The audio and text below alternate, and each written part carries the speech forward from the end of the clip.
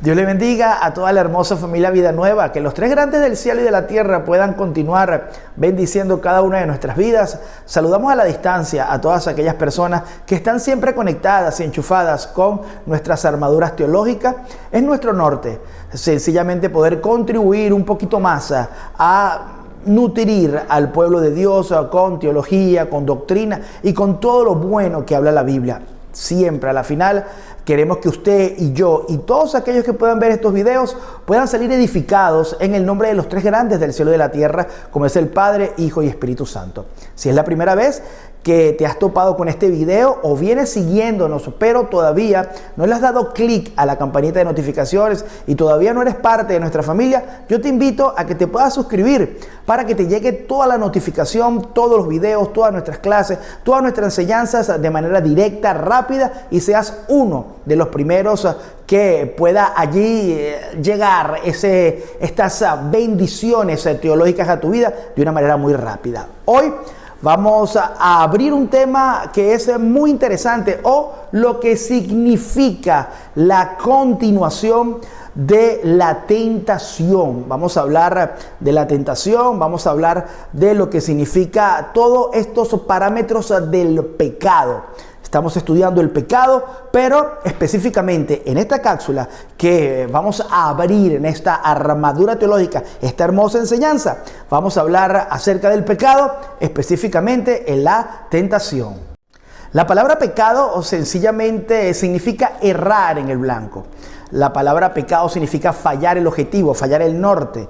Y cuando uno analiza la Biblia o cuando uno se va a desglosar lo que significa el pecado como tal, hay que irse al libro de Génesis, específicamente en los capítulos 2, 3, 4, 5, que por allí ya comenzamos a ver cómo existe una degradación del hombre a raíz de la desobediencia, de lo que significa no querer obedecer a Dios y voluntariamente ser seducido por la tentación y violar la ordenanza de no comer del fruto prohibido. Esto es una de las ponderaciones mayores o de lo que va a significar a la hora de poder medir la capacidad y la inteligencia del hombre. Ese hombre que estaba colocado en el huerto del Edén con ciertas normativas y específicas ordenanzas de parte de su creador, del Señor Jesucristo, pero que a la final su propia decisión, su propia ideología y su propia manera de poder ver las cosas y visionariamente poder excusarse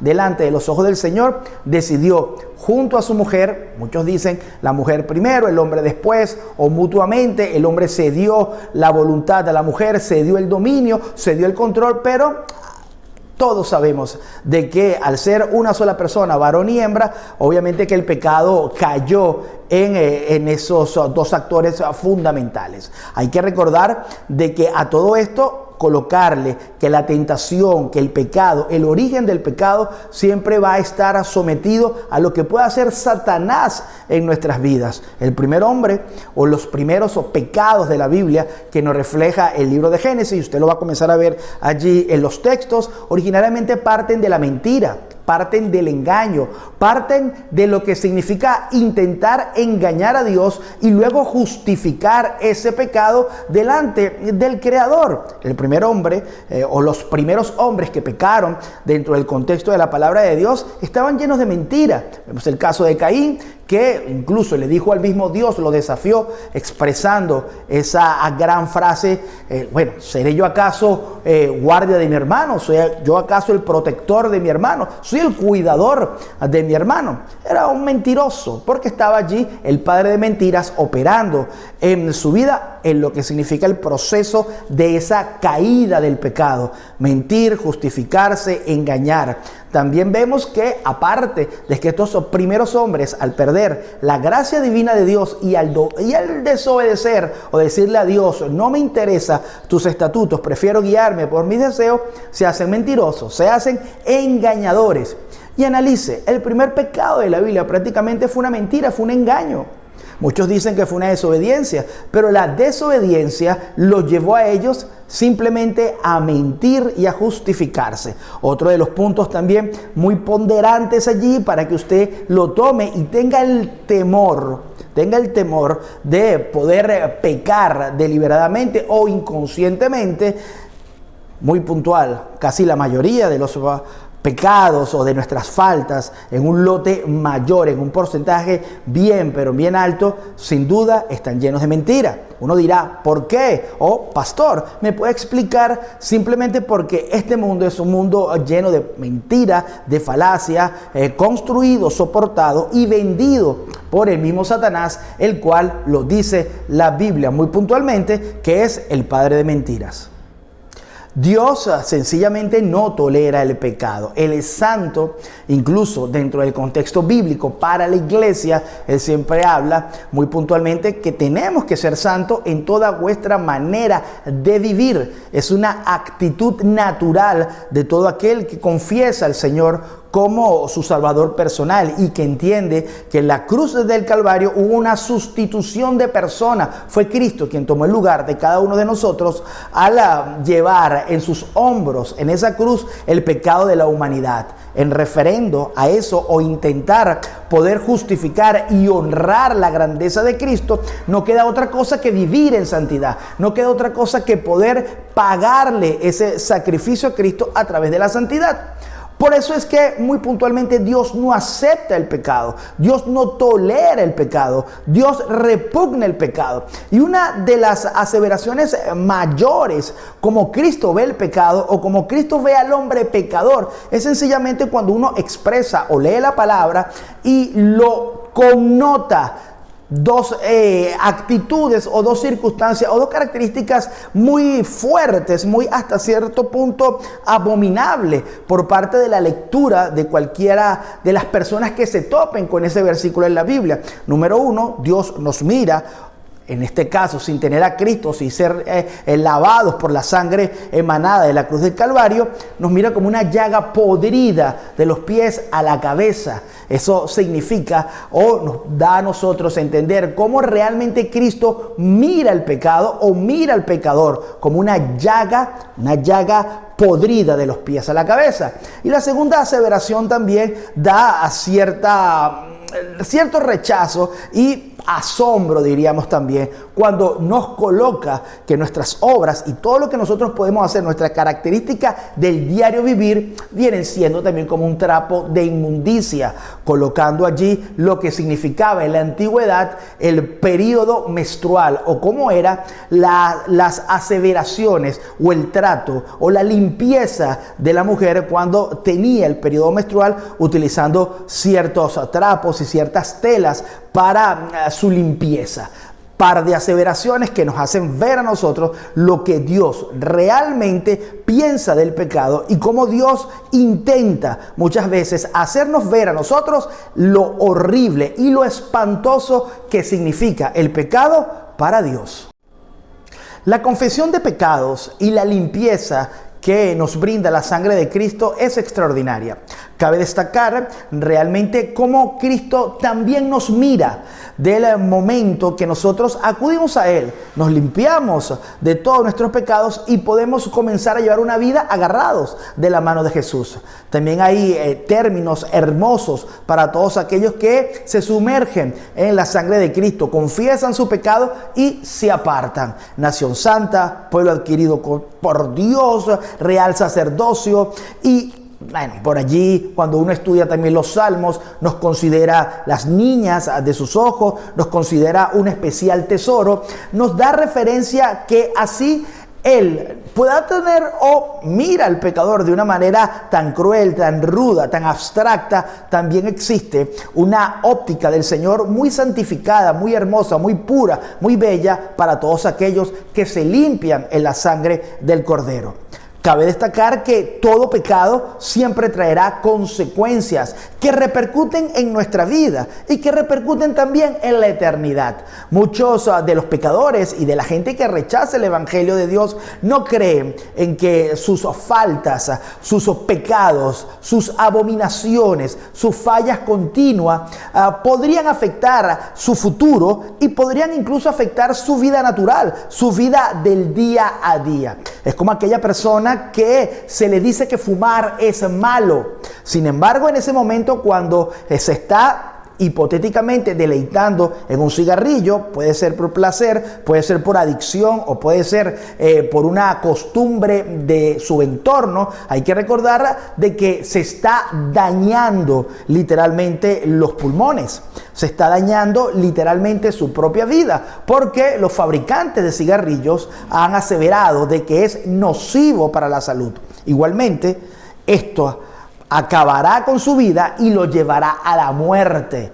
Muchos siempre se preguntan por qué aquel que es adicto al cigarro no analiza, no piensa dónde se verá en algunas décadas, en algunos años, cuando literalmente se está matando la salud.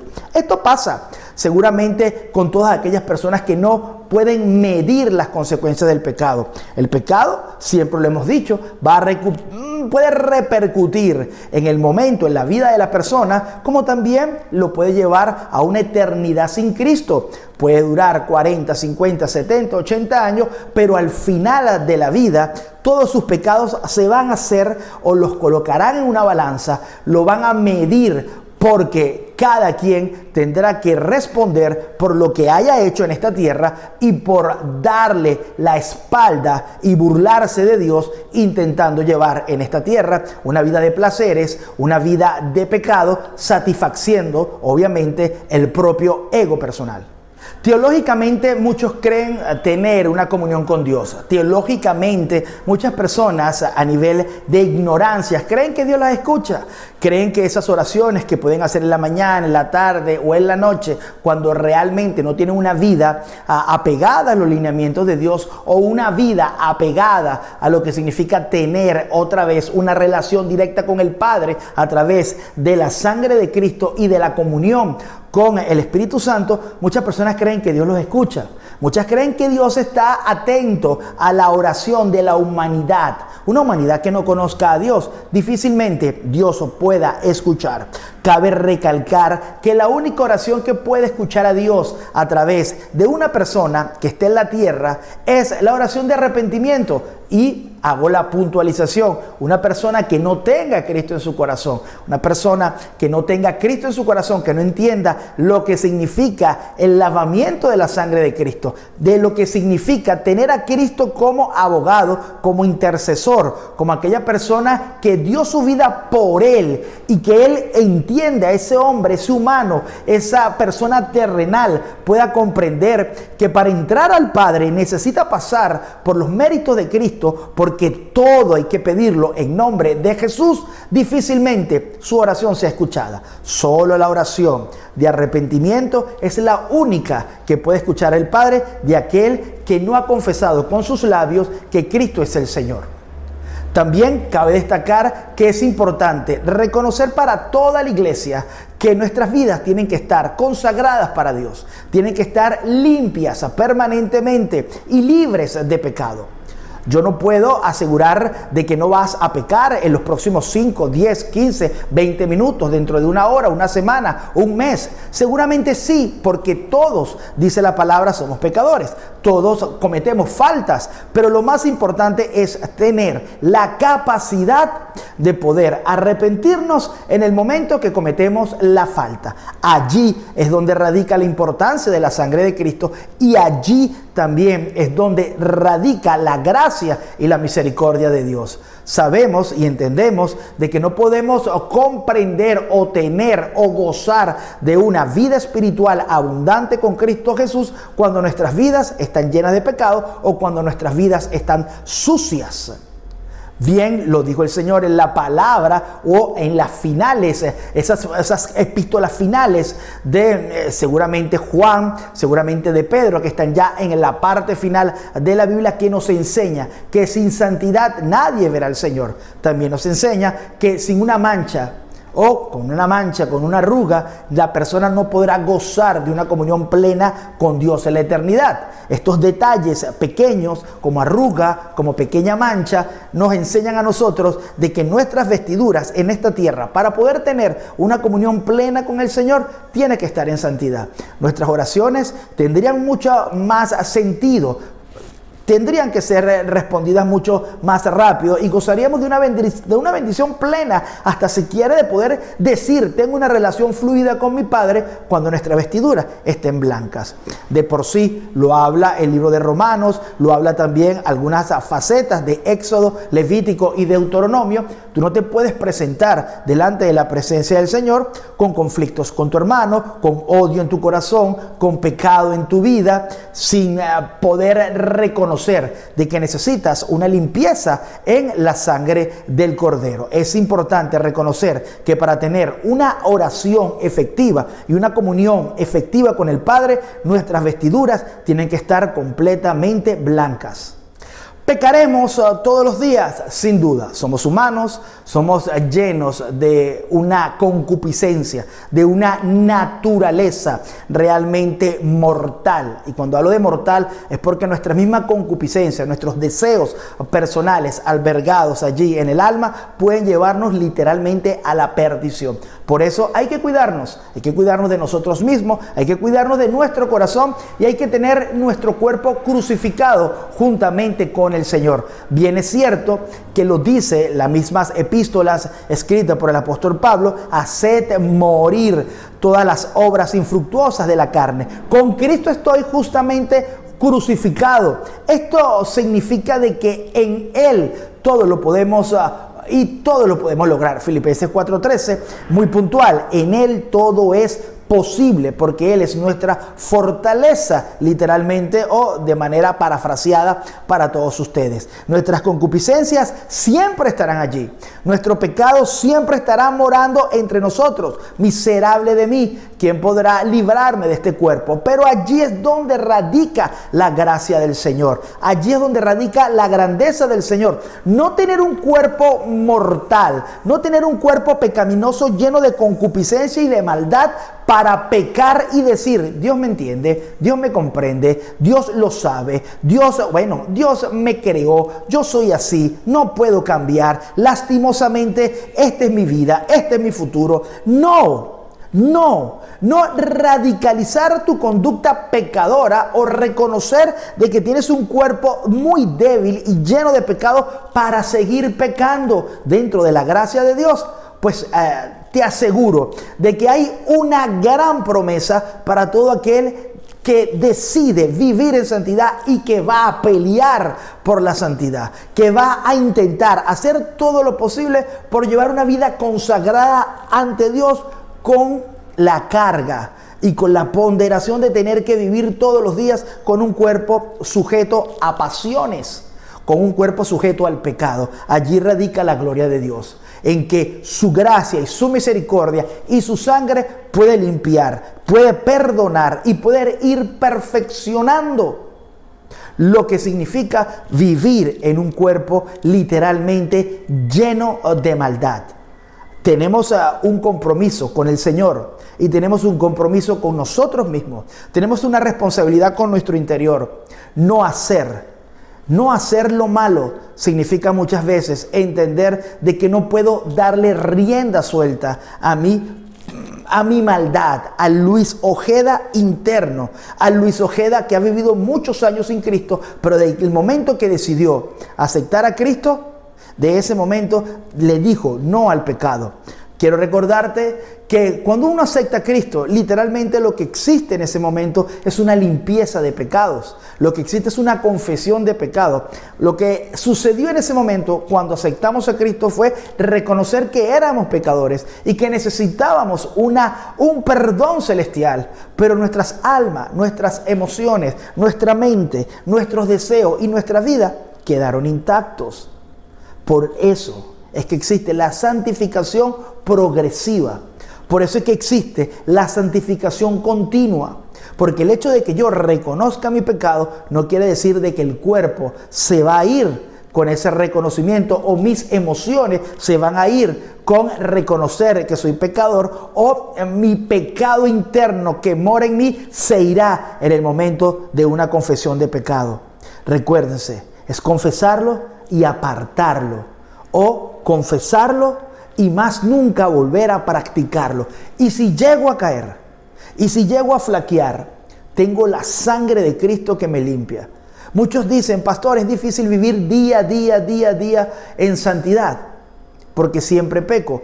Todos pecamos, como lo hemos dicho en nuestros minutos anteriores, pero siempre tenemos la sangre de Cristo. La sangre de Cristo está cada minuto, cada segundo en nuestras vidas para clamar a ella. Haz el esfuerzo. Haz el esfuerzo de cambiar, haz el esfuerzo de vivir una vida en santidad para el Señor. Haz un esfuerzo en decirle no al pecado. Aprende a discernir las tentaciones. Resiste al diablo. Resiste al diablo. Y dice la Biblia que él huirá. No practiques lo que hacías antes. Evita tu pasada manera de vivir. Evita a los amigos, evita a donde ibas. Intenta, crea en tu vida muros que te hagan ser lo suficientemente valiente para que puedas decirle no al pecado. Cristo no va a venir a pelear tus batallas de tentaciones o tus batallas contra el diablo. Él sabe que tú puedes vencerla porque Él lo hizo y te ha entregado a ti la victoria. Pero va a depender mucho de tu valentía y de tu heroísmo para poder vencer al pecado. El pecado, teológicamente, nos aparta de Dios. Para los cristianos, tenemos que evitarlo. Sangre de Cristo la tenemos allí siempre. Y para todo aquel que no conoce al Señor, el pecado lo llevará al infierno. Lo llevará a la perdición eterna. Pero a toda esta, recuérdense, Juan 3:16, nos amó tanto Jesús, que Él mismo decidió tomar tu lugar en obediencia al Padre. Porque el mismo Padre nos amaba tanto que envió a su Hijo a morir por ti y por mí. El Padre, el Hijo y el Espíritu Santo hicieron y harán su parte. Tú y yo tendremos que hacer la nuestra. Dios te bendiga y Dios te guarde. Pastor Luis Ernesto Ojeda desde la República Dominicana. Te invito muy gentilmente a que te puedas suscribir a cada una de nuestras redes sociales para que te llegue al momento y te llegue de manera precisa toda la información de nuestra hermosa iglesia. Dios te bendiga y Dios te guarde.